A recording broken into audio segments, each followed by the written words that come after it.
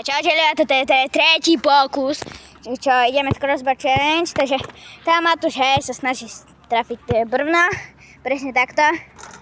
A ide sa pripraviť asi. A čo?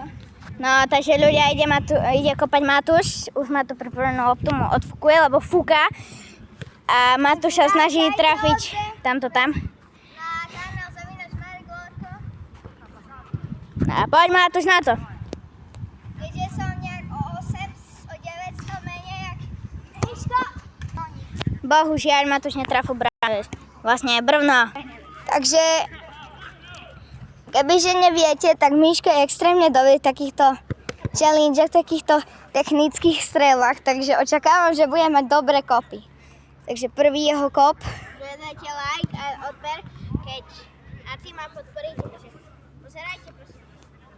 Dobre, lopta a ideme, bránka. No tak to bolo tesné.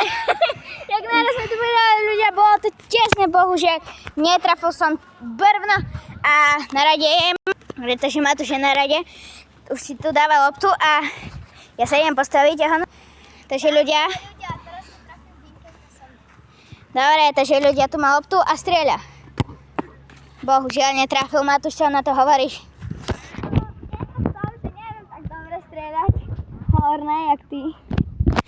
Ľudia, takže teraz idem ja na túto loptu. Dobre, Miško ide si postaviť, takže v minulom kope Miškovom to bolo veľmi tesné, takže podľa mňa tento kop to dá, hej. Je to na dobrej ceste. Ide Miško, snáme sa na bránku. A dal to! Miško to dal!